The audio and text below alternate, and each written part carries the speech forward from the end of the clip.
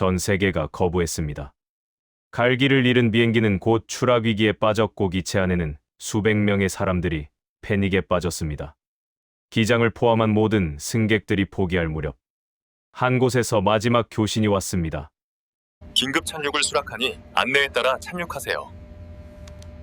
그날 이곳에서 손을 내밀지 않았다면 역사에 기록될 만한 대형 사고가 발생할 수도 있었죠. 모두가 안 된다며 등을 돌릴 때 그들은 조용히 활주로를 밝히고 치료를 준비하고 혼란이 가중될 만한 요소들을 미리 착수해서 시스템적으로 준비하고 있었습니다. 그곳은 바로 한국의 인천공항이었습니다. 그들이 보내온 교신은 단순히 긴급 착륙 허락이 아니었고 그들의 숨겨진 치밀한 계산이었고 이 단 하룻밤의 문제 해결 능력을 지켜본 한국의 진짜 힘은 여기서 나오는 것이구나 라며 놀라움을 금치 못하게 되는데 어떻게 한국이 이 하나의 사건을 통해 국제사회 위상을 뒤집어 놓았는지 진짜 이야기는 지금부터 시작합니다. 안녕하세요. 저는 폴란드 항공사 소속 수석 승무원 카타지나입니다. 야간 장거리 노선을 오래 맡아왔고 비상 절차 교육도 수도 없이 반복해왔습니다. 그래서 저는 늘 같은 결론에 도달하곤 했습니다. 위기라는 건 결국 매뉴얼대로만 하면 수습된다는 믿음이었죠. 다만 그 믿음이 흔들리는 순간은 의외로 작은 이야기에서 시작됩니다. 독일의 몇몇 공항은 야간 소음 규정 때문에 착륙 제한을 엄격히 적용하고 실제로 몇 초 차이로 착륙이 막혀 다른 공항으로 우회한 사례가 있었다는 이야기를 교육장에서 들었습니다. 또 감염병 시기에는 국가가 입국 자체를 예민하게 다뤄 어떤 항공편이 정치나 감정이 아니라 방역 판단으로 착륙 허가를 받지 못해 경유지를 바꿨다는 보고도 봤습니다. 그때는 그저 특이한 케이스라고만 생각했습니다. 비상 상황은 다르다고, 생명이 걸린 순간엔 문이 열릴 거라고, 국제선 긴급 착륙이라는 말 앞에서는 누구나 우선순위를 바꿀 거라고 말이죠. 그날 비행도 출발 전까진 평범했습니다. 승객은 300명이 넘었고 기내는 전형적인 야간 분위기였습니다. 담요를 덮고 잠드는 사람, 아이를 달래는 부모, 영화를 끝까지 보려는 젊은 승객이 섞여 있었고 저는 동료들과 함께 노약자 좌석을 다시 확인하며 가능한 한 작은 불편도 줄이려 애썼습니다. 그때까진 제 머릿속에 한국이라는 나라가 특별한 의미로 자리 잡고 있지 않았습니다. 그냥 동아시아에 큰 허브가 있고 인천공항이 유명하다는 정도였죠. 이상이 시작된 건 고도가 안정된 뒤 꽤 시간이 흐른 시점이었습니다. 기내 어디선가 갑자기 공기가 가라앉는 느낌이 들었고 그 다음엔 승무원들이 잘 아는 소리, 경고음이 이어졌습니다. 처음엔 단순한 센서 오류일 수 있다고 스스로를 진정시켰지만 조종실 쪽 분위기는 그런 낙관을 허락하지 않았습니다. 기장은 침착했지만 말수가 줄었고 부기장은 같은 화면을 여러 번 확인하며 계산을 반복했습니다. 제가 조종실로 들어갔을 때 계기판에 붉은 표시가 평소보다 많다는 사실만으로도 등줄기에 차가운 기운이 내려앉았습니다. 엔진 개통의 출력 저하 징후, 그리고 예상보다 빠르게 불안정해지는 연료 계획. 당장 떨어지는 상황은 아니라는 설명이 따라왔지만 장거리 구간에서 엔진 효율이 흔들리면 선택지는 급격히 줄어든다는 말도 함께였습니다.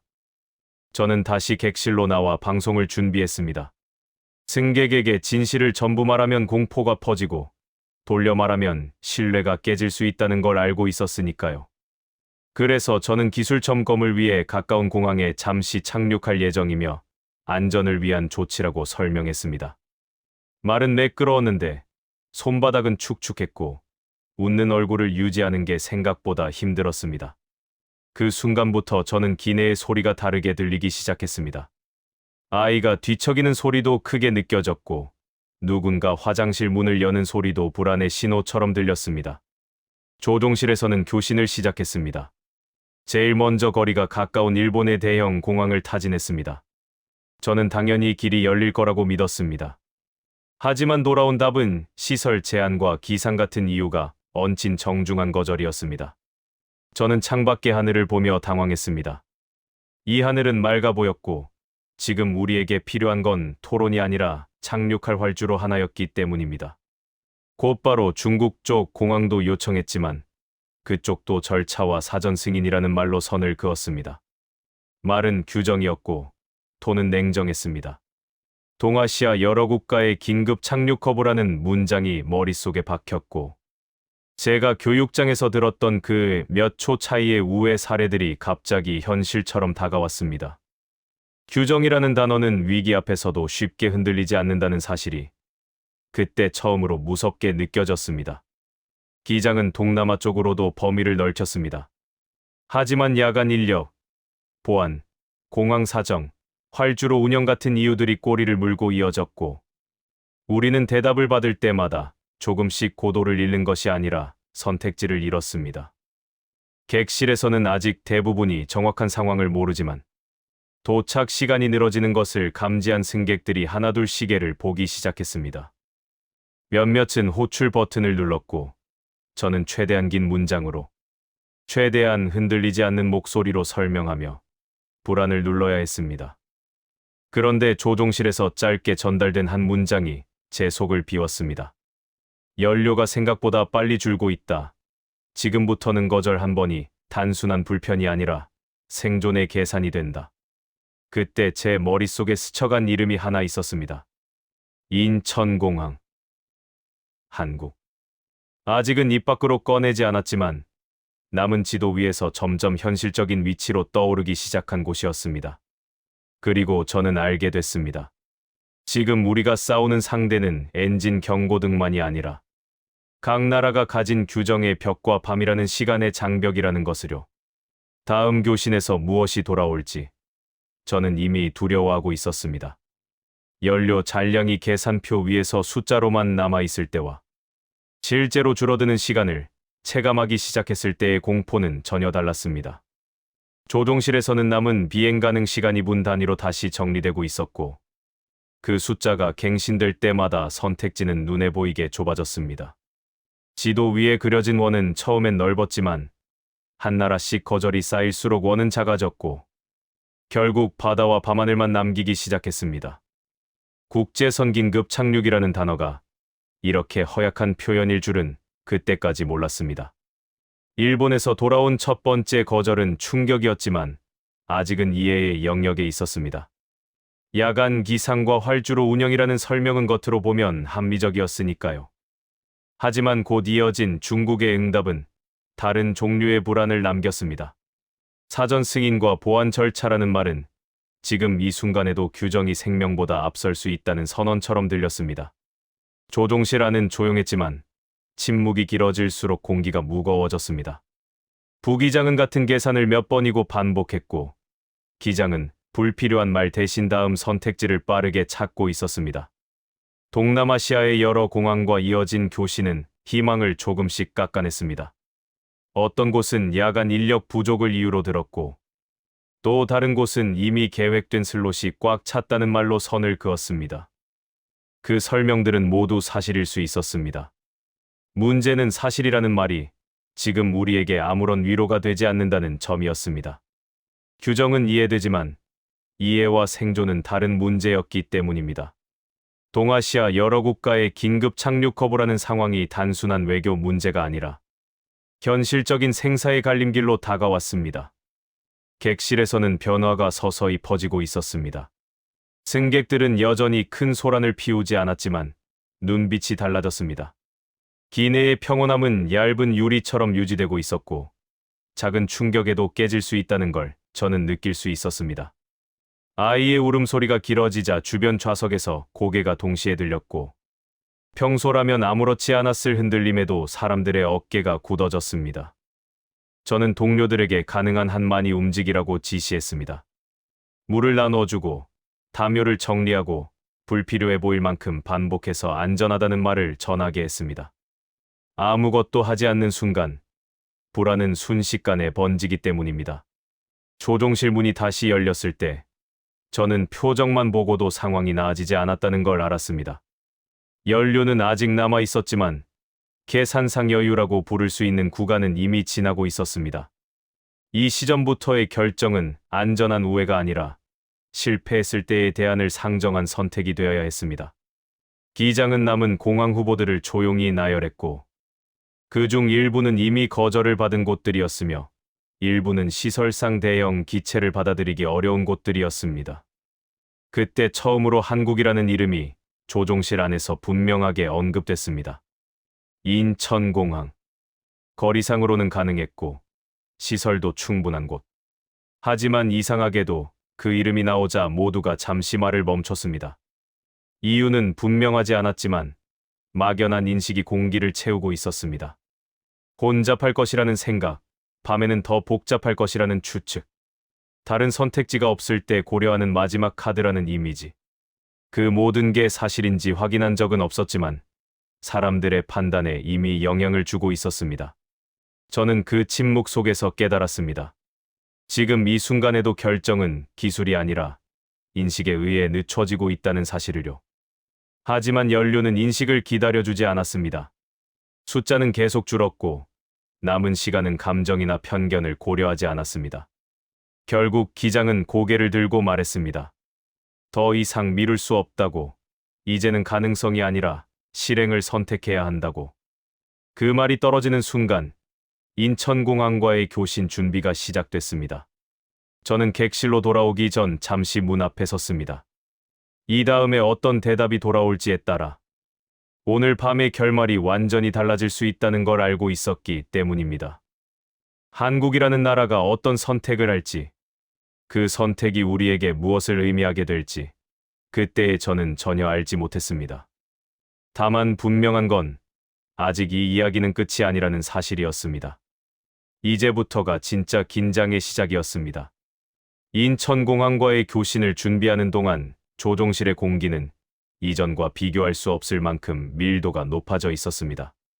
단순히 긴장해서가 아니라 지금 이 순간의 선택이 더 이상 수정, 불가능한 결과로 이어질 수 있다는 걸 모두가 알고 있었기 때문입니다. 일본과 중국, 동남아 여러 공항에 국제선 긴급 착륙을 요청하며 거절을 받는 과정에서 저는 비로소 각 나라가 왜 쉽게 문을 열지 못하는지 구조적으로 이해하게 됐습니다. 비상 상황이라는 말은 감정적인 호소에 가까웠지만 관제소가 움직이는 기준은 언제나 시스템이었고 그 시스템은 각 나라의 정치, 행정, 사회적 합에 의해서 작동하고 있었습니다. 일본의 경우 야간 운항 제한은 단순한 규정이 아니라 수십 년간 쌓아온 사회적 약속에 가까운 것이었습니다. 소음 문제로 인한 민원이 곧바로 행정 문제로 이어지고 그 책임이 개인이나 특정 기관에 집중되는 구조에서는 예외를 허용하는 판단 자체가 큰 부담이 됩니다. 중국은 또 달랐습니다. 모든 결정이 중앙 승인 체계와 연결되어 있었고 긴급 상황이라 하더라도 외국 항공기를 즉각 받아들이는 것은 현장 판단으로 해결할 수 있는 문제가 아니었습니다. 동남아의 일부 공항들은 의지의 문제가 아니라 준비의 문제였습니다. 대형 국제선을 밤 시간에 처리하려면 관제, 소방, 의료, 보안, 지상 조업까지 동시에 움직여야 하는데 그 체계가 상시 가동 상태가 아닌 곳도 많았습니다. 이런 거절들이 이어지자 저는 한 가지 사실을 깨달았습니다. 국제선 긴급 착륙은 인도적 요청이지만 실제로는 국가 전체의 시스템을 즉시 호출하는 행위라는 점이었습니다. 활주로 하나를 내어주는 문제가 아니라 한 나라가 가진 행정과 안전의 총합을 잠시 다른 국적의 사람들에게 빌려주는 선택이었고 그렇기 때문에 대부분의 국가는 신중해질 수밖에 없었습니다. 이 과정에서 동아시아 여러 국가의 긴급 착륙 거부는 비정함이 아니라 각자의 구조적 한계를 드러내는 장면처럼 보이기 시작했습니다. 조종실에서 기장은 다시 연료 계산을 확인했습니다. 이제는 남은 시간이 아니라 실패했을 때의 결과를 먼저 떠올려야 하는 단계였습니다. 숫자는 계속 줄어들고 있었고 그 숫자가 의미하는 건 단순한 연료량이 아니라 선택권의 소멸이었습니다. 이쯤 되자 지도 위에서 현실적인 후보는 사실상 하나로 압축되고 있었습니다.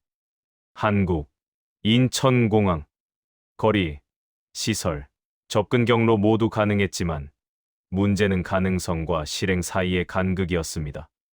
솔직히 말해 그 시점까지도 한국이 반드시 우리를 받아줄 거라고 확신하지는 못했습니다. 오히려 그 반대였습니다. 규모가 큰 공항일수록 야간 혼잡이 심할 것이고 여러 국제선이 동시에 움직이는 시간대에 비상 착륙을 추가로 수용하는 건 부담이 클 거라는 선입견이 머릿속에 남아 있었습니다. 저는 과거 동료들 사이에서 흘러다니던 이야기들을 떠올렸습니다. 인천공항은 크고 빠르지만 그만큼 복잡하다는 말, 밤에는 더 바쁘다는 소문. 근거 없는 말들이었지만 위기 상황에서는 그런 이야기들이 판단을 지연시키는 이유가 되기도 합니다. 그럼에도 불구하고 기장은 결정을 미루지 않았습니다. 더 이상 비교할 대상이 없었고 지금 필요한 건 완벽한 선택이 아니라 유일한 선택이었기 때문입니다. 인천공항 관제 주파수가 맞춰졌고 교신이 시작됐습니다. 기장의 목소리는 차분했지만 그 안에는 지금까지의 모든 상황이 압축되어 있었습니다. 엔진 이상, 현재 위치, 탑승 인원, 연료 잔량, 그리고 다른 공항들에서의 거절. 설명은 길지 않았지만 이것이 마지막 요청일 수 있다는 사실은 전달되고 있었습니다. 저는 무전기 옆에 서서 숨을 고르며 응답을 기다렸습니다. 이전 국가들과의 교신에서는 응답이 빠를수록 거절도 빨랐습니다. 그래서 이번에도 마음의 준비를 하고 있었습니다. 하지만 인천공항의 반응은 달랐습니다. 즉각적인 불가 통보도 조건을 늘어놓는 말도 들리지 않았습니다. 대신 관제소는 추가 정보를 요청했습니다. 고도, 속도, 기체 상태의 세부 수치, 접근 가능 시간대. 그 질문들은 형식적 확인이 아니라 실제로 이 비행을 어떻게 받아들일지를 계산하고 있다는 인상을 주었습니다. 그 순간 조종실 안에서는 묘한 침묵이 흘렀습니다. 누구도 희망이라는 단어를 입에 올리지 않았지만 모두가 같은 가능성을 떠올리고 있었습니다. 부기장은 자료를 빠르게 전송했고 기장은 혹시 모를 상황에 대비해 다른 공항, 정보도 끝까지 화면에 남겨두었습니다. 완전히 마음을 놓을 수는 없었지만 분명한 건 지금까지와는 다른 흐름이 시작됐다는 점이었습니다. 저는 객실을 떠올렸습니다. 아직 상황의 전부를 알지 못한 채 자리에 앉아 있는 승객들, 그리고 그들이 돌아가야 할 가족과 일상. 이 비행기가 단순한 항공편이 아니라 수백 개의 삶을 동시에 실은 공간이라는 사실이 다시 한번 무겁게 다가왔습니다. 만약 여기서도 거절을 당한다면 다음 선택지는 더 이상 공항의 문제가 아니라 운의 영역으로 넘어갈 수 있다는 생각이 스쳤습니다. 잠시 후 무전기에서 다시 소리가 흘러나왔습니다. 인천공항 관제소의 차분한 목소리였습니다. 수용 가능 여부를 검토 중이며 접근 시간과 착륙 순서를 산출하고 있다는 내용이 이어졌습니다. 확정이라는 말은 아직 나오지 않았지만 저는 그 문장만으로도 이전과는 전혀 다른 감각을 느꼈습니다. 이 선택이 단순한 호의인지 아니면 한국이라는 나라가 가진 시스템의 자신감에서 나온 판단인지는 아직 알 수 없었습니다. 다만 분명해진 건 하나였습니다. 이 순간부터 이 비행의 이야기는 단순한 긴급 상황을 넘어 한국과 인천공항이라는 이름이 어떤 의미를 갖게 될지를 시험하는 단계로 들어가고 있다는 사실이었습니다. 그리고 그 결론은 아직 완전히 드러나지 않았습니다. 인천공항 관제소가 수용 가능 여부를 검토 중이라는 응답을 보낸 뒤 조종실의 시간은 이전과 다른 속도로 흐르기 시작했습니다. 아직 허가가 떨어진 것은 아니었지만 지금까지와는 명백히 다른 단계에 들어섰다는 걸 모두가 느끼고 있었습니다. 이전 국가들과의 교신이 가능과 불가능을 빠르게 가르는 문처럼 느껴졌다면 인천과의 교신은 문제를 풀기 위해 책상을 펴고 계산을 시작한 사람의 태도에 가까웠습니다. 저는 그 차이가 왜 이렇게 크게 느껴지는지 스스로에게 묻게 됐습니다. 관제소는 추가로 여러 정보를 요청했습니다. 단순한 위치 확인을 넘어 엔진 출력의 변화 추이와 기체, 무게, 예상 착륙 시 제동 거리까지 포함된 세부 항목들이었습니다. 이건 즉흥적인 판단이 아니라 실제 착륙 이후까지 포함한 시나리오를 그리고 있다는 뜻이었습니다. 부기장은 자료를 전송하며 중얼거렸습니다. 여기서는 단순히 받아줄 수 있느냐를 묻는 게 아니라 어떻게 안전하게 받아들일지를 먼저 계산하는 것 같다고. 저는 그 말이 이상하게 마음에 남았습니다. 이 과정에서 저는 자연스럽게 왜 다른 나라들이 망설일 수밖에 없었는지를 다시 떠올리게 됐습니다. 비상 착륙을 허락하는 순간 그 국가는 외국 항공기의 안전을 자국 시스템으로 책임지게 됩니다. 만약 착륙 중 사고가 발생하면 그 책임은 단순한 항공사 차원을 넘어 외교적 문제로 확장될 수 있습니다. 특히 엔진 이상이 있는 국제선이라면 착륙 이후의 정비와 승객 처리, 의료 대응까지 모두 즉각적으로 이어져야 했습니다. 많은 나라들이 이 부담을 야간 시간대에 감당하기 어려워하는 이유가 분명히 존재했습니다. 그런데 한국, 인천공항은 이 부담을 전제로 질문을 던지고 있었습니다. 활주로 배정 가능 시간, 접근 경로, 주변 항공기 상황까지 하나씩 정리해 나가는 과정은 마치 이미 이런 상황을 여러 번 가정해 본 것처럼 체계적이었습니다. 저는 이 지점에서 처음으로 의문이 들었습니다. 혹시 이 선택이 단순한 인도적 판단을 넘어 한국이 의도적으로 준비해 온 역할의 일부는 아닐까 하는 생각이었습니다. 하지만 그 의문은 곧바로 답으로 이어지지 않았고 오히려 더 깊은 궁금증으로 남았습니다. 조종실에서는 새로운 정보가 들어올 때마다 계획이 조금씩 구체화되고 있었습니다. 예상 접근 시간이 계산되었고 착륙 후 이동 경로까지 언급되기 시작했습니다. 아직 공식적인 허가는 아니었지만 이미 관제소의 머릿속에서는 이 비행기가 인천에 도착한 이후의 장면까지 그려지고 있다는 느낌을 지울 수 없었습니다. 저는 이 지점에서 문득 한 가지를 깨달았습니다. 한국이 이 국제선 긴급 착륙을 받아들이게 된다면 그 결과는 단순히 한 비행기의 안전 착륙으로 끝나지 않을 거라는 사실이었습니다. 왜냐하면 이 상황은 너무 많은 조건이 겹쳐 있었기 때문입니다. 유럽발 국제선, 엔진 이상, 연료 감소, 동아시아 여러 국가의 긴급 착륙 거부 이후에 내려질 선택.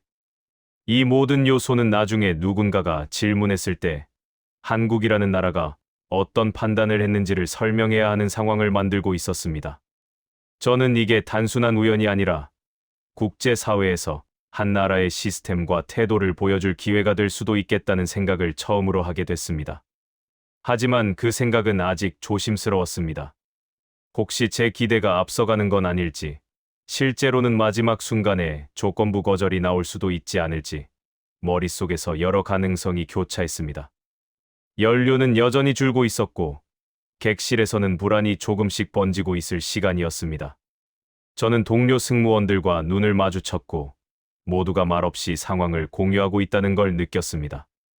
누구도 희망이라는 단어를 꺼내지 않았지만, 이전과 다른 긴장감이 공기를 채우고 있었습니다. 잠시 후 관제소에서 다시 교신이 들어왔습니다. 접근 순서를 조정 중이며 동시에 인근 항공편들의 항로도 함께 재배치하고 있다는 설명이 이어졌습니다. 그 말은 곧 우리 비행기 하나만을 따로 떼어놓고 판단하는 게 아니라 인천공항 전체의 흐름 속에 이 상황을 편입시키고 있다는 뜻이었습니다. 저는 이 부분에서 등골이 서늘해지면서도 묘한 확신을 느꼈습니다. 이렇게까지 준비하는 곳이라면 단순히 받아주고 끝내지는 않을 것이라는 예감이 들었기 때문입니다. 아직 결정적인 한 문장은 나오지 않았습니다. 하지만 이미 조종실 안의 분위기는 달라져 있었습니다. 공포에 가까웠던 긴장이 조심스러운 집중으로 바뀌고 있었고 모두가 같은 생각을 하고 있다는 걸 알 수 있었습니다. 만약 한국이 이 비행을 받아들인다면 그 이유는 단순한 동정이나 우연이 아니라 자신들이 가진 시스템에 대한 확신일지도 모른다는 생각이었습니다. 그리고 그 확신이 무엇을 의미하는지는 아직 이 이야기의 뒤쪽에 남아 있었습니다.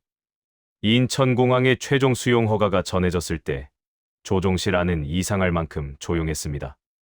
환호나 안도의 탄성이 터져나올 법한 순간이었지만 그 침묵은 오히려 더 무거웠습니다. 우리는 지금까지 일본과 중국, 동남아의 여러 공항에 국제선 긴급 착륙을 요청하며 거절을 연달아 경험했고 그 과정에서 한 번의 착륙 허가가 단지 활주로 하나를 빌리는 문제가 아니라는 사실을 뼈저리게 배운 상태였습니다. 외국 국적 항공기, 엔진 이상, 연료 감소, 탑승객 수백 명, 언어와 의료, 보안과 정비, 그리고 착륙 이후의 행정 처리까지 한꺼번에 걸려 있는 일이라면 받아주는 쪽의 부담은 상상 이상으로 커집니다. 그렇기에 한국이 인천공항을 열어준 이 선택은 고맙다는 말로는 설명이 부족했고, 동시에 너무 매끄러워서 오히려 믿기 어려운 지점이 생겼습니다. 저는 그 순간부터 결과를 믿기보다 수치를 의심하기 시작했습니다. 인천공항 관제소가 전달하는 접근 지시가 지나치게 빠르고 정확했기 때문입니다. 보통 위기 상황에서 관제는 질문이 길어지고 확인이 반복되며 교신 사이에 작은 혼선이 생깁니다. 그런데 인천공항의 흐름은 달랐습니다. 고도와 속도, 접근 각도, 착륙 예상 시각, 착륙 후 이동 동선까지 하나의 문장처럼 이어졌고, 우리가 요청하지 않은 항목까지 먼저 꺼내놓는 느낌이었습니다. 저는 이 매끄러움이 오히려 불안했습니다. 너무 완벽하면 인간은 본능적으로 함정을 찾게 되니까요. 혹시 우리의 데이터가 잘못 전달된 건 아닌지, 연료 잔량이 실제보다 여유 있게 보인 건 아닌지, 인천공항이 우리 상황을 덜 심각하게 받아들이는 건 아닌지, 혹은 나중에 조건이 붙는 건 아닌지, 제 머릿속에는 의심이 한꺼번에 올라왔습니다. 그 의심은 곧 숫자에 달라붙었습니다. 부기장이 레이더 화면을 확대하며 말했던 동시 접근 항공편의 수, 그리고 착륙 순서를 분 단위로 배정하겠다는 관제의 계획, 그 모든 것이 현실감 없이 느껴졌습니다. 여러 나라가 거절한 상황에서 한 공항이 우리를 포함해 여러 대를 동시에 수용한다는 구상은 말로는 그럴듯해도 실제로는 위험한 도박처럼 들릴 수도 있습니다. 저는 과거 유럽의 대형 공항들에서 지연이 어떻게 연쇄적으로 번지는지 수도 없이 봐왔습니다. 단 한 대의 지연이 터미널 혼잡으로 이어지고 탑승구 변경이 반복되며 승객 동선이 꼬이면 작은 불만이 큰 소란으로 커지기도 합니다. 그런 경험이 쌓인 사람의 눈으로 보면 한국의 계획은 지나치게 깔끔했습니다. 그래서 저는 마음속으로 이렇게 되뇌었습니다. 이건 말이 아니라 실제로 확인해야 한다. 믿기 전에 검증해야 한다. 저는 제가 할 수 있는 방식으로 재검증을 시작했습니다. 첫째는 교신 내용의 일관성이었습니다. 관제 지시는 조금만 흔들려도 티가 납니다. 같은 정보를 두 번 물어보거나 표현이 바뀌거나 지시가 앞뒤가 안 맞으면 현장은 이미 흔들리고 있다는 뜻입니다. 그런데 인천공항의 지시는 처음부터 끝까지 같은 결을 유지했습니다. 질문은 짧고 핵심만 찔렀으며 답이 오면 바로 다음 단계로 넘어갔고, 새 지시는 늘 이전 지시와 딱 맞물려 돌아갔습니다. 둘째는 조종실 계기와의 맞춤 정도였습니다. 관제에서 요구한 속도와 고도는 우리 기체 상태에서 무리한 값이 아니었고, 엔진 이상을 안고 있는 상황에도 안전하게 조정 가능한 범위 안에서 제시됐습니다. 셋째는 주변 항공기의 움직임이었습니다. 레이더에 찍힌 점들이 무작위로 움직이면 혼선이 시작된 것이고, 일정한 간격으로 흐름을 만들면 누군가가 전체를 조율하고 있다는 뜻입니다. 저는 화면을 뚫어지게 봤습니다. 점들은 겹치지 않았고 서로를 피하듯이 움직였으며, 어떤 것은 고도를 올리고 어떤 것은 낮추는 방식으로 공간이 자연스럽게 분리되고 있었습니다. 그럼에도 저는 완전히 믿지 못했습니다. 그래서 한 번 더 확인하고 싶었습니다. 저는 객실로 나가기 전 조종실에서 들은 수치와 지시를 머릿속에 정리했고, 객실로 돌아가 동료들에게는 불필요한 기대를 주지 않으려 조심했습니다. 그 대신 저는 제가 담당하는 구역에서 승객들의 반응을 관찰하며 또 다른 검증을 했습니다.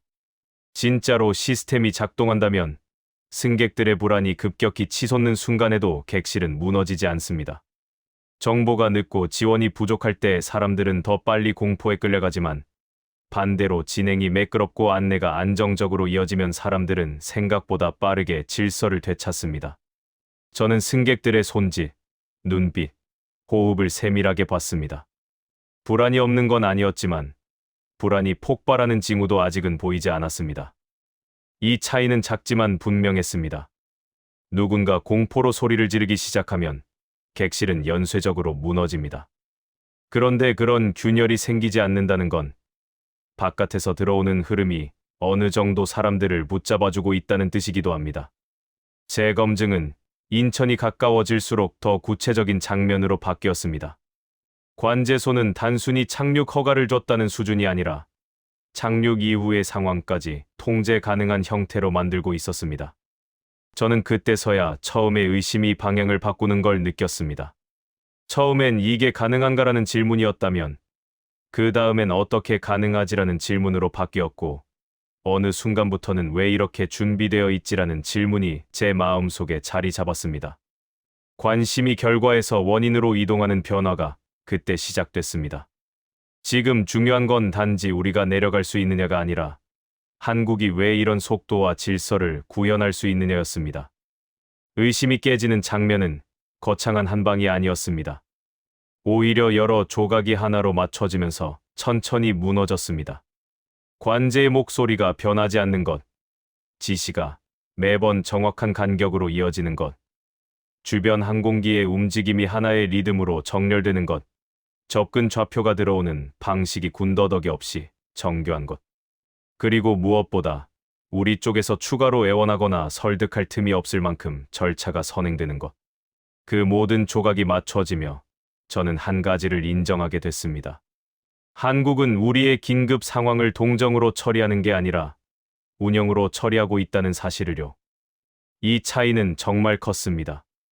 동정은 감정이라 흔들리지만 운영은 구조라 흔들리지 않습니다.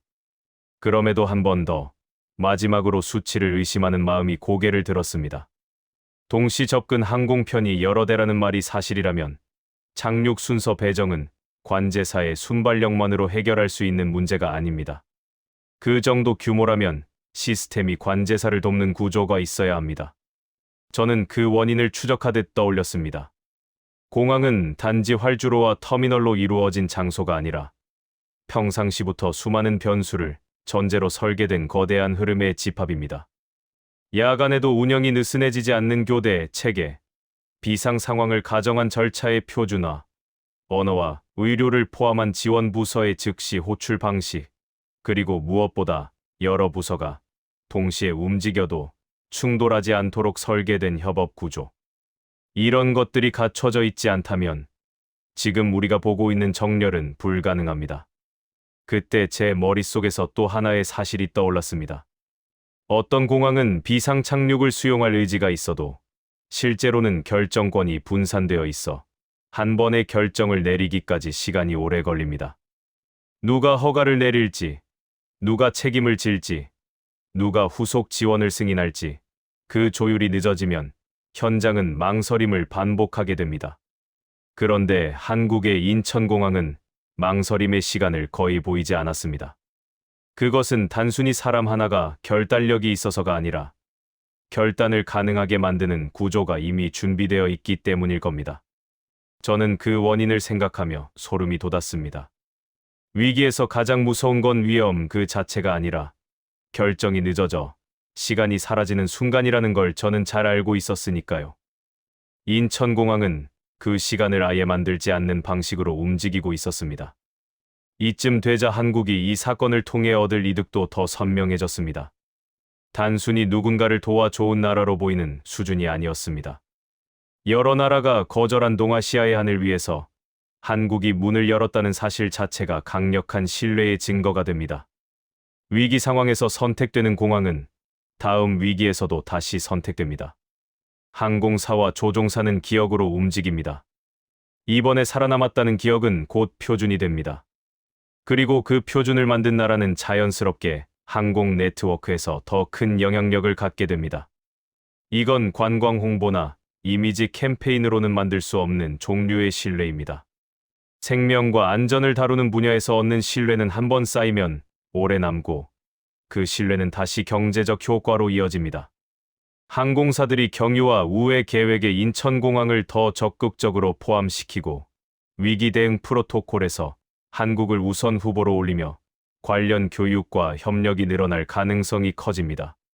한국은 사람을 살리는 동시에 시스템의 경쟁력을 세계에 보여주는 장면을 얻게 되는 셈입니다.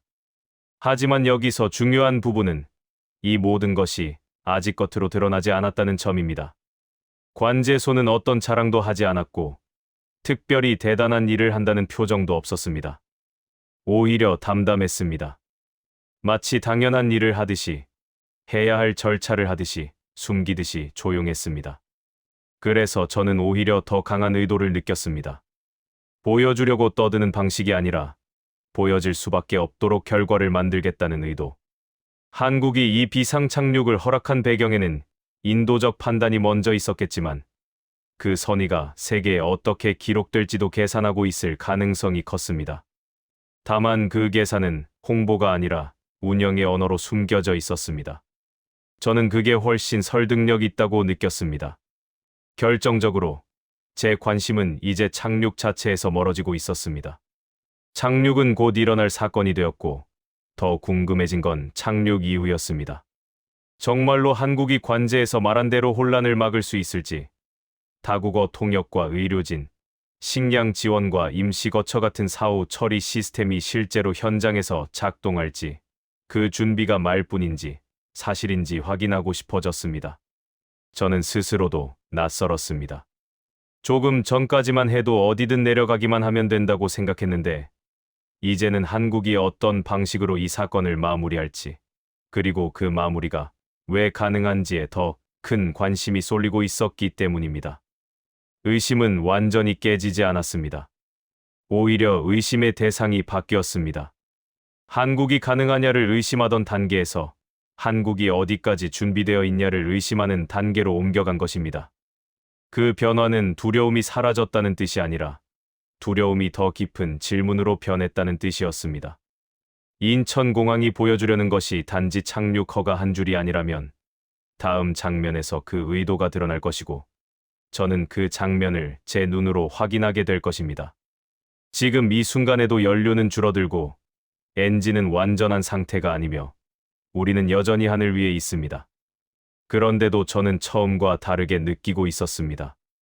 이제 이 이야기는 단지 위기에서 탈출하는 이야기가 아니라 한국이라는 나라가 왜 이런 위기를 다룰 수 있는지 그 원인을 파헤치는 이야기로 바뀌고 있었습니다.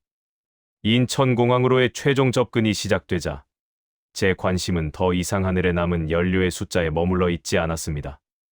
이전까지 연료는 공포의 기준이었고 숫자가 줄어드는 속도는 심장 박동처럼 느껴졌습니다. 하지만 어느 순간부터 저는 다른 것들을 보기 시작했습니다. 그 변화는 갑작스럽지 않았습니다. 아주 천천히, 그러나 분명하게 일어났습니다. 이제 제 시선은 결과가 아니라 과정, 그리고 그 과정을 가능하게 만든 구조로 이동하고 있었습니다. 관제소의 지시는 더욱 구체화됐습니다. 접근 고도는 분 단위로 조정되었고 속도 변경 지시는 엔진 상태를 고려한 듯 무리가 없었습니다. 무엇보다 인상적이었던 건 지시 사이에 망설임이 없다는 점이었습니다. 보통 위기 상황에서는 관제도 안전을 위해 보수적으로 움직이며 여유를 확보하려고 합니다. 그 여유는 종종 대기로 이어지고 대기는 곧 혼란으로 번집니다. 하지만 인천공항의 방식은 달랐습니다. 대기를 최소화하되 위험을 키우지 않는 방향, 즉 정확한 계산으로 여유를 만들어내고 있었습니다. 저는 그 차이가 단순한 기술의 문제가 아니라 축적된 경험의 결과라는 생각이 들었습니다. 레이더 화면에는 여전히 여러 항공기의 신호가 동시에 찍혀 있었습니다. 그런데 이제 그 점들은 더 이상 불안의 상징이 아니었습니다. 오히려 질서의 증거처럼 보이기 시작했습니다. 각각의 항공기는 서로 다른 고도와 속도를 부여받아 마치 보이지 않는 선 위를 따라 움직이고 있었습니다. 충돌 가능성은 수학적으로 차단된 상태였고 저 접근 순서는 이미 확정된 듯 보였습니다. 저는 과거 유럽의 허브 공항에서 경험했던 장면들을 떠올렸습니다. 하나의 변수가 생기면 연쇄적으로 흔들리던 흐름, 관제와 조종실 사이의 짧은 언성, 그리고 그 틈에서 커지던 긴장. 지금 이 상황은 그 기억들과 너무 달랐습니다. 이쯤 되자 저는 한국이 무엇을 보여주고 싶어 하는지 조금 더 명확히 느끼기 시작했습니다. 단순히 착륙을 허락했다는 사실이 아니라 동시에 여러 위기 상황을 처리할 수 있다는 능력 그 자체였습니다. 이것은 인도적 선택의 결과를 넘어 체계화된 국가 시스템의 실증 실험에 가까웠습니다. 말로 설명하지 않고 문서로 홍보하지 않으며 실제 상황에서 검증받는 방식. 저는 이 접근이 얼마나 강력한지 직감적으로 알 수 있었습니다. 항공업계에서 가장 신뢰받는 증거는 광고가 아니라 경험이기 때문입니다. 접근 중반부에 들어서자 관제소는 착륙 이후의 움직임까지 안내하기 시작했습니다. 어떤 유도로를 통해 이동할지, 어느 지점에서 멈출지, 소방과 정비 차량의 대기 위치까지 이미 정리된 상태였습니다. 저는 이 지점에서 다시 한번 수치를 떠올렸습니다. 이 모든 준비가 단 몇 분 안에 이루어졌다는 사실, 그리고 우리가 요청하지 않은 항목들까지 포함되어 있다는 점. 이는 즉흥적인 대응으로는 설명되지 않았습니다. 평소부터 수없이 시뮬레이션하고 실패를 가정하고 변수를 계산해 두지 않았다면 나올 수 없는 속도였습니다. 저는 문득 질문을 바꿨습니다. 한국은 왜 이런 준비를 해두었을까? 단지 자기 나라 항공편을 위해서만은 아닐 겁니다. 국제 허브 공항이라는 위치는 평상시에는 경쟁력이지만 위기 상황에서는 책임으로 바뀝니다. 그 책임을 회피하지 않겠다는 선택, 그리고 그 선택을 가능하게 만드는 구조. 이건 하루아침에 만들어질 수 없습니다. 수십 년간의 투자, 실패, 개선, 그리고 합의의 결과일 것입니다. 저는 그 합의가 무엇인지 곰곰이 생각해 보았습니다. 생명과 안전을 비용이 아니라 기본값으로 두는 판단, 문제가 생겼을 때 책임을 미루지 않고 시스템으로 흡수하는 문화, 그리고 밤과 낮을 가리지 않는 운영 기준. 이 모든 것이 맞물려 지금 이 장면을 만들고 있다는 생각이 들었습니다. 기체가 더 낮은 고도로 진입하면서 창밖으로 인천공항의 불빛이 보이기 시작했습니다. 그 불빛은 화려하다기보다는 일정했고 질서정연했습니다. 저는 그 모습에서 또 하나의 상징을 읽었습니다. 밤이라는 이유로 느슨해지지 않는 공항, 국제선이 적은 시간대라고 해서 품질이 떨어지지 않는 운영. 많은 공항들이 낮과 밤의 표정이 다릅니다. 하지만 여기서는 시간대의 차이가 거의 느껴지지 않았습니다. 저는 이 일관성이야말로 위기 대응의 핵심이라는 걸 알고 있었습니다. 위기는 언제 발생할지 모르기 때문에 특정 시간대에만 강한 시스템은 결국 취약해집니다. 접근 막바지에 들어서자 관제소는 착륙 순서를 다시 한번 확인했습니다. 앞선 항공편과의 간격, 활주로 점유 시간, 그리고 다음 항공편의 준비 상태까지 명확하게 전달됐습니다. 저는 그 말을 들으며 마음속으로 계산해 보았습니다. 만약 여기서 단 하나라도 어긋난다면 이 정교한 흐름은 순식간에 무너질 수 있습니다. 그런데도 관제소의 목소리는 변하지 않았습니다. 속도도, 톤도, 단어 선택도 처음과 같았습니다. 저는 그 안정감이 단순한 개인의 능력이 아니라 개인이 흔들리지 않아도 되게 만드는 시스템 덕분이라는 걸 이해하게 됐습니다. 이 순간 제 머릿속에서 또 하나의 생각이 정리됐습니다. 한국이 이 비상 착륙을 허락한 이유는 누군가를 돕고 싶어서만은 아닐 겁니다. 동시에 자신들이 구축해온 이 시스템이 실제 위기에서도 작동한다는 걸 확인하고 싶었을 가능성도 큽니다. 이건 위험한 도박이 아니라 준비된 검증에 가깝습니다. 이미 수없이 가정된 시나리오 중 하나가 현실이 되었을 뿐이고 그 현실을 통해 시스템은 다시 한번 다듬어질 것입니다. 그렇게 축적된 경험은 다음 위기에서 더 빠른 대응으로 이어질 테고 그 선순환은 결국 한국의 경쟁력이 됩니다. 착륙 직전 저는 객실을 다시 떠올렸습니다. 아직은 대부분이 이 복잡한 과정을 모른 채 승무원의 안내만을 믿고 자리에 앉아 있을 사람들. 그들의 가족, 그들의 일상, 그들의 미래.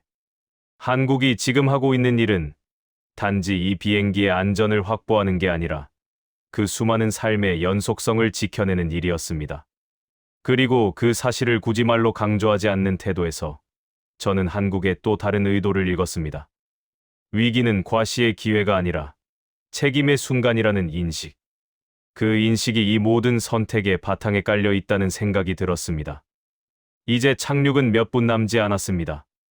엔진의 상태는 여전히 완벽하지 않았지만 접근 각도와 속도는 안정적이었고 관제와의 교신은 끊김이 없었습니다. 저는 더 이상 두려움에 매달리지 않았습니다. 대신 이 장면을 눈에 담고 기억하려고 했습니다.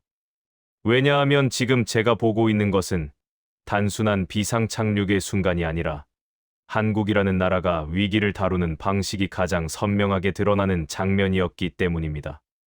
그리고 저는 알게 됐습니다. 이 이야기는 아직 끝나지 않았다는 거요. 진짜 검증은 착륙 그 자체가 아니라 그 다음에 이어질 장면들에서 시작될 것입니다. 활주로에 바퀴가 닿는 순간이 아니라 사람들이 비행기에서 내리고 치료받고 쉬고 다시 일상으로 돌아갈 수 있게 되는 그 모든 과정. 한국이 숨겨온 의도와 준비는 이제부터 하나씩 현실로 드러나게 될 것입니다. 바퀴가 활주로에 닿는 순간의 충격은 생각보다 부드러웠습니다. 엔진 이상을 안고 내려오는 착륙은 언제나 긴 여운을 남기는데 이번에는 그 여운이 이상하리만큼 짧았습니다. 감속은 안정적이었고 기체는 흔들림 없이 유도로로 진입했습니다. 저는 창밖을 바라보며 공항의 움직임을 관찰했습니다. 비상 착륙이라면 보통 눈에 띄는 분조함이 먼저 보이기 마련입니다. 소방차가 급하게 이동하고 차량들이 서로 길을 양보하느라 멈칫거리며 무전이 겹쳐 현장이 소란스러워지는 장면을 저는 수없이 봐왔습니다. 그런데 인천공항의 밤은 달랐습니다. 움직임은 많았지만 소란은 없었고 차량들은 미리 정해진 동선 위를 흐르듯 이동하고 있었습니다. 기체가 멈춘 위치는 우연처럼 보이지 않았습니다. 이미 다음 단계를 염두에 둔 자리라는 느낌이 강했습니다. 소방 차량은 일정한 거리를 두고 대기했고 의료진과 공항 요원들은 각자의 위치에서 움직이지 않은 채 우리를 기다리고 있었습니다. 저는 그 장면을 보는 순간 또 한 번 의심을 떠올렸습니다. 이게 정말 우리 비행기만을 위한 준비일까? 아니면 원래 이렇게 돌아가는 시스템일까? 만약 전자라면 과한 대응일 수 있고 후자라면 이 공항은 위기와 평상을 구분하지 않는다는 뜻이 됩니다. 문이 열리기 전 관제와 조종실 사이의 마지막 확인이 오갔습니다. 기체 상태, 승객 이동 순서, 의료 대응 우선 대상. 모든 것이 짧은 문장으로 정리됐고 그 문장들은 이미 현장에서 실행될 준비가 되어 있다는 인상을 주었습니다. 저는 승무원석에서 자리에서 일어나며 동료들의 얼굴을 봤습니다. 모두가 긴장을 풀지 않은 채로 그러나 어딘가 안도한 표정이었습니다. 위기가 끝났다는 안도라기보다 이제 믿어도 될 것 같다는 안도에 가까워 보였습니다. 문이 열리고 탑승교가 연결되자 첫 번째로 보인 건 환자나 문제 상황이 아니라 질서였습니다. 안내 요원은 영어와 다른 언어를 섞지 않고 또렷한 발음으로 이동 순서를 설명했고 노약자와 어린이를 위한 동선이 자연스럽게 분리되어 있었습니다. 누군가 소리치지 않았고 누군가를 재촉하지도 않았습니다. 그럼에도 사람들은 자연스럽게 움직였습니다. 저는 이 장면에서 중요한 사실을 깨달았습니다. 사람들을 통제하는 건 목소리의 크기가 아니라 미리 설계된 흐름이라는 점입니다. 기내에서 긴장으로 버티던 승객들의 표정은 비행기 문을 나서는 순간부터 달라지기 시작했습니다. 불안이 완전히 사라진 것은 아니었지만 공포로 번지지 않았습니다. 누군가는 깊게 숨을 내쉬었고 누군가는 옆 사람의 손을 놓았습니다. 아이들은 울음을 멈췄고 부모들은 그제야 아이의 머리를 쓰다듬을 여유를 되찾았습니다.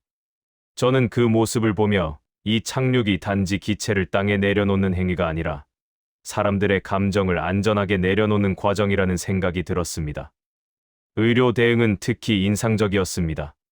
기내에서 호흡이 가빠졌던 승객이 발생하자 요청을 하기도 전에 의료진이 이미 다가와 있었습니다.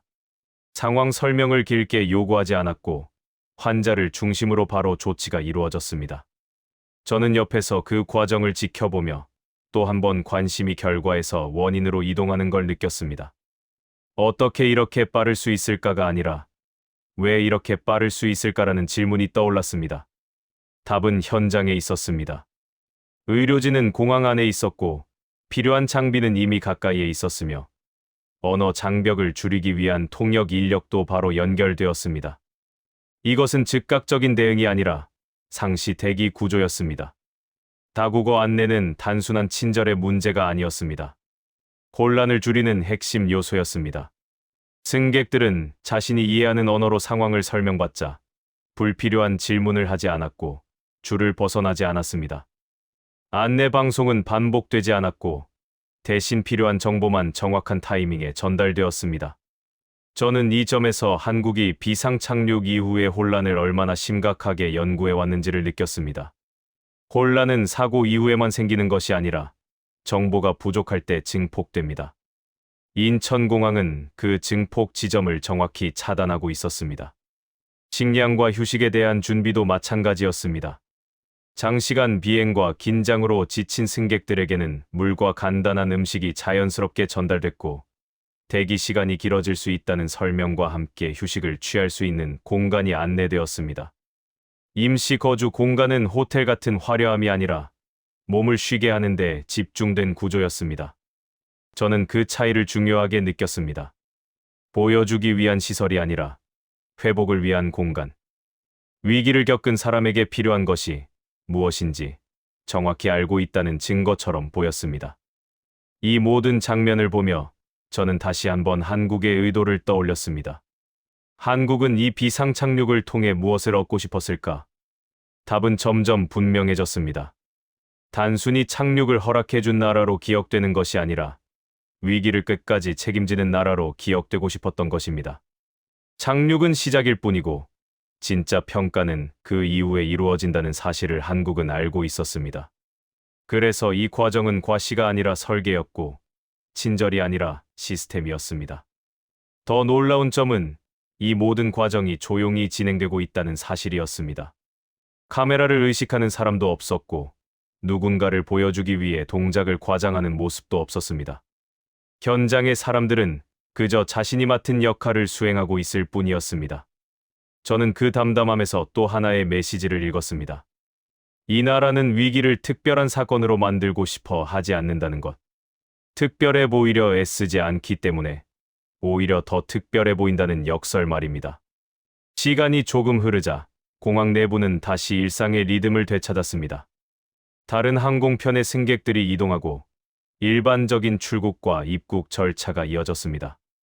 우리 비행기의 승객들은 그 흐름 속에 자연스럽게 흡수되었습니다. 누군가는 병원으로 이동했고 누군가는 휴식 공간으로 안내됐으며 나머지는 안내에 따라 다음 일정을 준비했습니다. 혼란이 남아야 할 자리에 정리가 남아 있었습니다. 저는 이 장면이야말로 한국이 보여주고 싶었던 결과라고 느꼈습니다. 이제 저는 확신에 가까운 생각을 하게 됐습니다. 한국은 인도적 이유로 이 국제 선진급 착륙을 허락했지만 그 결정은 동시에 자신들의 준비 상태를 세계에 보여줄 기회라는 점을 알고 있었습니다. 다만 그 기회를 광고로 소비하지 않고 시스템으로 증명하는 방식을 택했을 뿐입니다. 동아시아 여러 국가의 긴급 착륙 거부 이후에 열린 이 문은 단지 우리 비행기를 위한 문이 아니었습니다. 앞으로 비슷한 위기를 맞을 수많은 항공편과 사람들을 위한 기준선이 되는 문이었습니다. 저는 그날 밤 비행기에서 내려 공항 내부를 걸으며 한 가지를 분명히 느꼈습니다. 이곳에서는 위기가 끝난 뒤에도 이야기가 이어진다는 사실을요. 착륙으로 끝나는 이야기가 아니라 회복으로 이어지는 이야기. 한국은 그 이야기를 이미 여러 번 연습해왔고 이번에는 그 연습이 실제 상황에서 조용히 실행됐을 뿐이었습니다. 그리고 저는 이제 알게 됐습니다. 진짜 충격은 착륙 순간이 아니라 착륙 이후에도 아무것도 무너지지 않는 이 풍경 그 자체라는 것을요. 공항 내부의 움직임이 완전히 일상적인 리듬으로 돌아왔을 때 저는 비로소 이 사건이 물리적으로는 끝났다는 감각을 느꼈습니다. 하지만 동시에 정신적으로는 이제 막 시작되었다는 생각이 더 강하게 들었습니다. 비상착륙이라는 단어는 늘 한 장면으로 기억되곤 합니다. 바퀴가 활주로에 닿는 순간, 박수나 안도의 숨, 그리고 끝. 그러나 인천공항에서의 경험은 전혀 달랐습니다. 이곳에서는 착륙이 결말이 아니었습니다. 착륙은 그저 다음 단계로 넘어가기 위한 하나의 문이었고, 진짜 이야기는 그 문을 지난 뒤에 본격적으로 펼쳐지고 있었습니다. 승객들은 안내에 따라 흩어졌고, 그 흐름은 놀라울 만큼 조용했습니다. 누군가는 의료진과 함께 이동했고, 누군가는 임시 대기 공간으로 향했으며 나머지는 항공사 직원의 안내를 받아 이후 일정에 대한 설명을 듣고 있었습니다. 이 모든 장면에서 공통적으로 느껴진 건 감정의 폭발이 없다는 점이었습니다. 분명히 위기를 겪은 사람들이었고 몇 시간 전만 해도 하늘 위에서 갈 곳을 잃고 있었지만 지금 이곳에는 분노도 공황도 거의 보이지 않았습니다. 저는 그 이유를 곱씹어 보았습니다. 사람들의 성격이 달라서가 아니었습니다. 상황이 달라졌기 때문이었습니다. 불확실성이 제거된 공간에서는 감정도 스스로 정리된다는 사실을 저는 이곳에서 다시 확인하고 있었습니다. 의료 대응을 가까이서 지켜보며 저는 또 한 번 생각이 깊어졌습니다. 환자를 분류하는 기준이 국적이나 보험, 언어가 아니라 상태라는 점은 말로 들으면 당연하게 들릴지 모릅니다. 하지만 실제 현장에서 그것을 구현하는 나라는 많지 않습니다. 특히 외국 국적의 국제선 승객이 한꺼번에 유입되는 상황에서는 행정 절차가 먼저 나오기 마련입니다. 그런데 인천공항과 연결된 의료 체계는 그 순서를 완전히 뒤집고 있었습니다. 필요한 조치는 즉각적으로 이루어졌고 기록과 서류는 그 다음 단계로 밀려났습니다. 저는 그 장면을 보며 한국이 이 비상 착륙을 통해 단지 선의를 보여주려 한 것이 아니라 자신들이 지켜온 원칙을 그대로 실행하고 있다는 확신이 들었습니다. 임시 대기 공간으로 이동한 승객들의 표정은 시간이 지날수록 더 안정되어 갔습니다. 대기 시간이 길어질 수 있다는 사실을 알면서도 그 이유와 예상 범위가 명확히 전달되자 사람들은 스스로 감정을 조절하고 있었습니다. 저는 이 지점에서 다시 한번 관심이 결과에서 원인으로 이동하는 걸 느꼈습니다. 왜 한국에서는 이런 상황에서도 사람들이 비교적 차분할 수 있을까? 답은 단순한 친절이나 서비스 정신이 아니었습니다. 정보의 투명성과 흐름의 설계였습니다. 무엇을 알고 있고 무엇을 기다려야 하며 다음에 어떤 단계가 오는지 아는 것만으로도 사람들은 극단적인 감정으로 치닫지 않습니다. 인천공항은 이 단순하지만 강력한 원리를 위기 상황에 정확히 적용하고 있었습니다. 시간이 조금 흐른 뒤 저는 동료 승무원들과 함께 잠시 몸을 쉴 수 있는 공간으로 안내받았습니다. 그 공간은 화려하지 않았고 외부에 보여주기 위한 장치도 없었습니다. 대신 몸의 긴장을 풀어주는데 모든 요소가 맞춰져 있었습니다. 따뜻한 바닥, 과하지 않은 조명, 조용한 공기. 저는 그곳에 앉아 있으면서 비로소 제 몸이 위기를 끝났다고 인식하기 시작하는 걸 느꼈습니다. 다리가 떨렸고 손끝이 저릿했으며 머릿속에서는 이제서야 생각들이 정리되기 시작했습니다. 이 공간 역시 하나의 메시지처럼 느껴졌습니다. 위기를 겪은 사람에게 필요한 것은 설명이나 연설이 아니라 회복할 수 있는 환경이라는 점을 한국은 정확히 알고 있었습니다. 그때 제 머릿속에 다시 질문이 떠올랐습니다. 왜 우리는 처음부터 한국을 가장 마지막에 떠올렸을까? 왜 일본과 중국, 동남아의 공항들은 당연히 먼저 열릴 거라고 믿었을까? 그리고 왜 인천공항이 이렇게까지 준비되어 있을 가능성은 고려하지 않았을까? 답은 점점 분명해졌습니다. 우리는 경험보다 이미지에 의존해 판단해 왔기 때문입니다. 소문, 통계가 아닌 인상, 직접 확인하지 않은 이야기들이 판단의 기준이 되어 있었습니다. 아시아는 빠르지만 혼란스럽다. 밤에는 시스템이 느슨해진다. 위기 대응은 유럽이 더 낫다. 이런 말들은 누군가의 경험이 아닌 반복된 관념이었고 저는 그 관념 위에서 의사결정을 해왔던 셈이었습니다. 하지만 인천공항에서의 이 밤은 그 관념을 완전히 무너뜨렸습니다. 여기서는 밤이라는 이유로 준비가 줄어들지 않았고 국제선이라는 이유로 대응이 늦어지지도 않았습니다. 오히려 국제선이기 때문에 밤이기 때문에 더 정교하게 움직이고 있었습니다.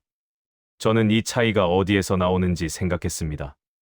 그것은 단지 공항 운영의 문제가 아니라 국가가 위기를 어떻게 정의하는지에 대한 철학의 차이일지도 모릅니다.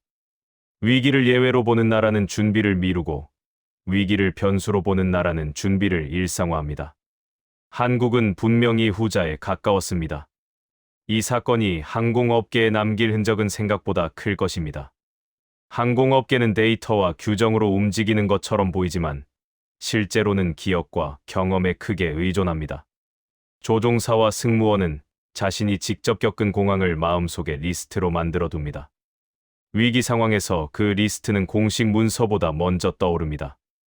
오늘 인천공항에서 벌어진 일은 그 리스트의 상단에 강하게 새겨질 경험이 될 것입니다. 다음에 비슷한 상황이 발생했을 때 지도 위에서 인천공항이라는 이름은 이전보다 훨씬 빠르게 선택지로 떠오를 것입니다. 그리고 그 선택은 단지 한 번의 사례가 아니라 반복되는 표준으로 자리 잡게 될 가능성이 큽니다. 한국이 이 사건을 통해 얻은 것은 단순한 호감도가 아닙니다. 그것은 위기 상황에서 신뢰받는 파트너라는 지위입니다. 이 신뢰는 항공사들의 비상 프로토콜에 반영되고 대체 공항 선정 기준에 영향을 주며 국제 협력과 교육 과정으로 이어집니다. 조종사 훈련 시나리오에 한국 사례가 언급되고 승무원 교육 자료에 인천공항의 대응 방식이 포함될지도 모릅니다. 한국은 한 번의 선택으로 장기적인 신뢰 자산을 쌓고 있었던 셈입니다. 중요한 점은 한국이 이 모든 효과를 의도적으로 드러내지 않았다는 사실입니다.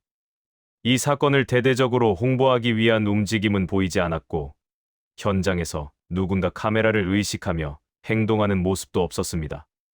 모든 대응은 조용했고 마치 원래 이렇게 해야 하는 것처럼 진행되었습니다. 저는 이 태도에서 한국의 가장 강한 의도를 느꼈습니다. 보여주기 위해 행동하지 않겠다는 선택, 대신 결과가 스스로 말하게 두겠다는 전략. 이것은 단기적인 관심을 얻는 방식은 아니지만 장기적으로는 가장 설득력 있는 방식입니다. 이제 제 관심은 완전히 결과에서 원인으로 이동해 있었습니다. 어떻게 이런 대응이 가능했는지를 넘어 왜 이런 대응이 가능하도록 국가 전체가 움직여 왔는지가 궁금해졌습니다. 공항 하나의 역량만으로는 설명할 수 없는 장면들이 너무 많았기 때문입니다. 관제의 판단, 의료의 우선순위, 언어 지원, 행정 처리의 순서, 책임 구조까지 모든 것이 하나의 방향을 향하고 있었습니다. 저는 이 방향성이 우연이 아니라는 확신이 들었습니다. 이것은 정책과 문화, 그리고 반복된 선택의 결과일 것입니다.